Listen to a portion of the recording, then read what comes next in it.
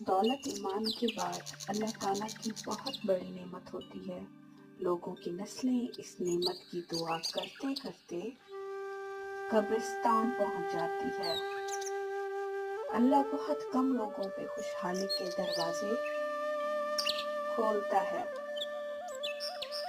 لیکن جب اللہ کے بندے نوٹوں کو پاؤں میں روندتے ہیں تو اللہ تعالیٰ ناراض ہو جاتا ہے اور یہ دولت کی ناقدری کرنے والوں سے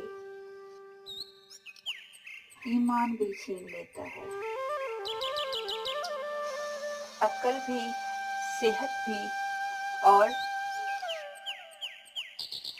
اچھے دوست بھی۔